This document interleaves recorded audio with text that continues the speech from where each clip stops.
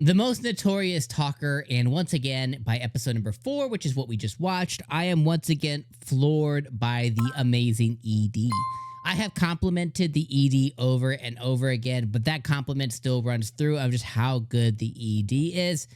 And what's crazy to me is, you know, when you have a really good ED or even a really good OP, when you have something that's really good, it can uplift you. But the thing for the ED that separates it from the OP is the OP generally either stays the same, which is true for both, I guess, but it also generally doesn't really like uplift you. So like what I mean by that is if you have a subpar episode, and some anime do like their ED does change throughout the season, or like they add something. We've had a few of those that like have added characters or the song has changed.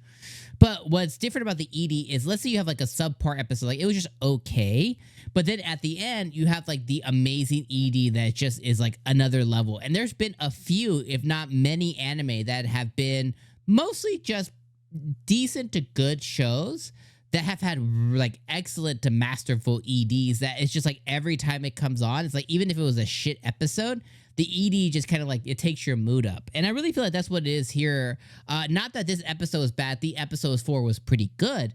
But it's a situation where we're gonna have once again that it fits my taste to where it's like, oh, let's say I had a 6.87, a 6.5 experience of an episode. Well, I immediately get it. I give it up, like I give it a half point just because the ED uplifts me.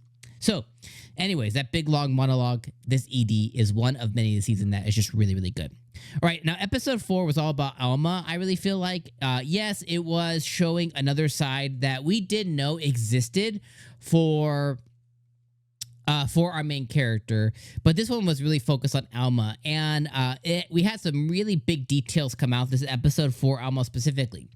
Now, first off, is we know that she is the assassin, something 𝐒𝐻𝐸𝐽𝐩𝐸𝐿. I don't remember what his name is, but something 𝐒𝐻𝐸𝐽𝐩𝐸𝐿, and he lost to Noel's grandpa, the Overdeath guy. We knew that this guy was kind of obsessed with the Overdeath, and Alma kind of made it seem that like, oh, her dad or her grandpa, just like trained her, and he kind of always was talking about Overdeath, and just made it seem like they were in a dojo, and he just kind of happened to mention somebody that he respected, But no, that's not the case. Alma went through a very, very, very tragic regimen, and she went through something to where she was one of many of his children. Basically, he kind of had a like, I don't even know what would be a good comparison to this. He had like a Todoroki, or she had like a Todoroki experience where her dad, so we find out that this 𝐒𝐻𝐸𝐽𝐸𝐿 guy was not grandpa, but was her dad. And she kind of had like a My Hero Todoroki moment where she was just like a number, a kid being trained. But her harsh reality is because she was being trained as an assassin, she was being trained as a replacement for him, so that one of the kids could go and live his dream, which is to go and kill this Overdeath guy. She ended up being like, this is bullshit, whatever. So she got trained. It seems like she was the only one of her siblings to survive. So she kind of took their, not inspiration, but kind of like last words. She kind of like took their hopes and dreams with her, and she decided to go and kill this dude. And after she killed this guy, she was like, okay, now I'm going to go and join the Society for Assassins or whatever, but they don't want her. So as they're kind of interviewing her, we saw it in last episode, maybe 2 episodes ago, when she was introduced. They introduced her as like somebody who has like that old mindset. Now the League of Assassins or whatever they're called is moving on to government assigned cases that they're still going to kill and stuff, but they're going to do it under the government's branches and bug government's nose.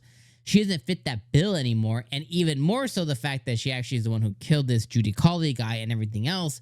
And they talked about his obsession, and she broke down.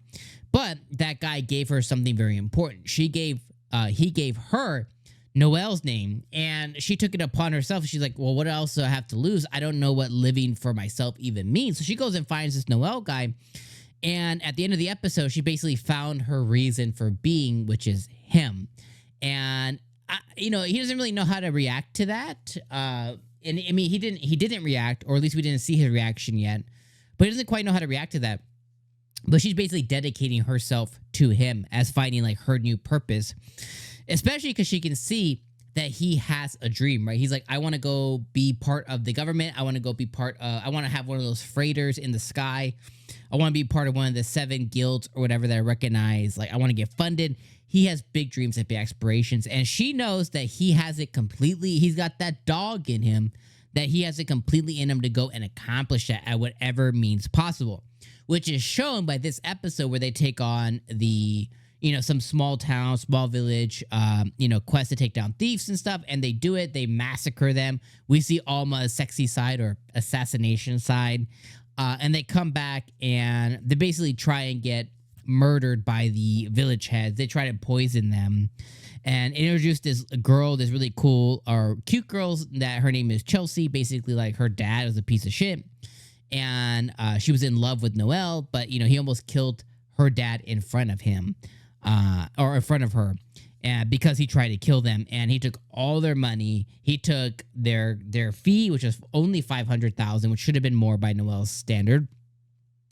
Their fee plus some, because they tried and kill them.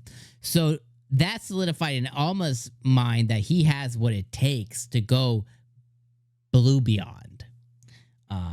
So that is an interesting and really cool thing. So really, I thought this episode was really good.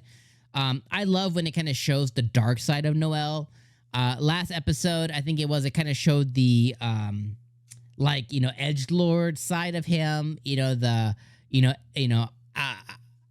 hard up front, soft in the middle, kind of like, that doesn't suit him very well, but the ruthless, just tenacious, vindictive, murderous side of it is just really, really good. I think that's what makes this show better. So hopefully we continue to get more focus on that cruel side of him, as opposed to the edgelord, I just want to be loved, side of him. Like, hopefully we get less of that, because the show kind of suffers when it goes into that. It's like, we have enough shows that do that. Let's just kind of get the full, like, murderous, mind-blowing, willing to do whatever it takes to achieve his goals. So yeah, this episode I thought was fantastic. I think this was an easy all day 8 out of 10 episode, and I can't wait to see as it introduces more characters beyond Alma. All right, my friends, I'll see you guys next week for episode 5. Peace.